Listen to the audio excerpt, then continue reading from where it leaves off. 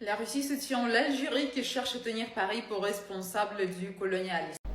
Alors bonjour Dacha, je m'appelle Alexandre, voilà, donc je suis un chef d'entreprise en France hein, qui suit tes capsules vidéo parce que j'aime bien l'information que tu fais.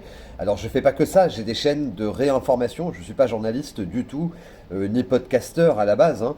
Je travaille, j'ai une entreprise, des employés, voilà, enfin peu importe, on s'en fout d'ailleurs. Et voilà, j'aime beaucoup ce que tu fais, évidemment. Et puis te dire que bah, si tu regardes ce que je fais, tu vas vite comprendre que je suis pas du tout Macron, je suis pas du tout Union européenne et tout ça. Au contraire, je n'arrête pas de me battre contre eux. J'ai des capsules qui sont supprimées tout le temps, des chaînes qui sont supprimées. J'ai été radié, j'ai dû repartir de zéro là il y a 4 mois. Enfin, ça a été l'enfer.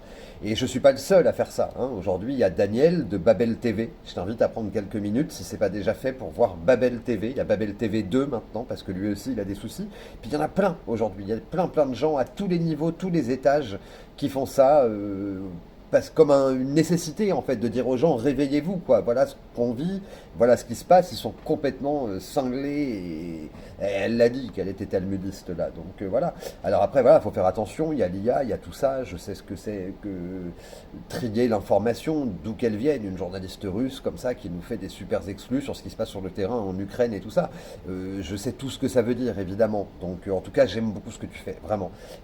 C'est très simple, le français est le français, il est bien à 89%. Voilà, le français, il est bien à 89%. Mais c'est super chaud le français, donc déjà chapeau. Donc voilà. Et puis tu verras dans mes vidéos, j'ai essayé de lancer un mouvement qui s'appelle Je suis Russie. J'ai pas eu le coup de main que je voulais, quoi. Il y a une de mes vidéos, Je suis Russie, j'ai mis le petit badge Je suis Russie pendant les vidéos suivantes et tout ça. Ça n'a pas du tout buzzé, ça n'a pas pris. Les gens, ils ont eu peur, je pense, quoi. Comme on nous vend ici en France de la russophobie tout le temps. Tout le temps, tout le temps, tout le temps. Et d'ailleurs, je t'autorise à réutiliser ce témoignage pour faire ce que tu veux, évidemment, évidemment. Alors, ce que tu veux, à bon entendeur, hein, comme on dit. Voilà. Mais en tout cas, j'ai essayé de lancer ce mouvement Je suis Russie parce qu'en France il y avait eu Je suis Charlie après les attentats de Charlie Hebdo. On va pas re-rentrer là-dedans, on n'a que 10 minutes sur TikTok et si on voulait parler de ça, ça prend bien plus que 10 minutes. Donc voilà, et puis je voulais te dire que j'essaye d'organiser un live en fait tous les samedis, ça fait déjà 2 samedis que ça a eu lieu. On essaie de faire une très bonne ambiance. Tous les invités, les intervenants, que ce soit des journalistes, des podcasteurs, des alerteurs, qui que ce soit, des philosophes ou autres, hein, ils ont toujours la liste des questions un peu avant, en fait. Hein, voilà, on dit tous ceux qui seront là, tous ceux qui vont venir, avec qui ils risquent de se retrouver confrontés pendant le live, et puis les questions. Voilà, mais c'est toujours plutôt bienveillant, évidemment. Et si on a une journaliste russe qui vient nous voir, on sera très bienveillant, évidemment. Alors il y aura des questions de fond aussi, ça c'est sûr.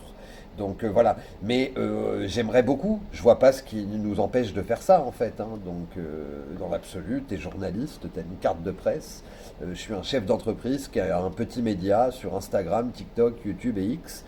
Et puis voilà quoi. Et puis pour le slogan Je suis Russie, bah écoute, qu'est-ce que tu veux, j'ai essayé quoi, mais ça n'a pas pris. Euh, Là-dessus, ça nous rend malades nous, hein. Les mecs qui sont conscients de ça. On voit le truc dégénérer, on est impuissant. Voilà, là on va tenter deux choses, le 20 avril et le 1er mai, avec des mouvements dans la rue, pacifiques, hein, mais par contre on bougera pas, quoi. Voilà. Donc on va essayer ces choses-là, hein, mais ils sont sur un mode là à Bruxelles et les apparitions télé qu'ils font, ils ont l'air. Alors pas Macron, Macron depuis 48 heures ou même 4 jours, sur sa position sur la Palestine et tout ça, les vidéos qu'il a fait devant les colis humanitaires et tout ça, on sent qu'il est un petit peu plus serré peut-être. Alors après c'est Hollywood, hein, les mecs c'est Hollywood, hein, donc voilà quoi. Donc mais il y a beaucoup qui se passe en dessous, tu dois en savoir bien plus que moi encore évidemment. Et puis j'aimerais que tu viennes nous voir un samedi en live, quoi, que tu nous accordes 30 minutes, bonsoir Dacha Dacheva, et voilà, et avoir quelques questions. On fait un test psychologique à nos invités, tu vois, avec des petites questions simples, il y en a plusieurs, donc c'est rien de bien méchant, hein, il n'y a rien de très ouais, intime ou quoi que ce soit, c'est pas du tout la question. Donc voilà, et puis tes vidéos sont top, c'est génial, j'espère que plus de Français vont être amenés à les voir. Et puis on espère te voir bientôt le samedi en live chez Neuronews TV avec les autres alerteurs français, ça serait topissime. Ciao Dasha.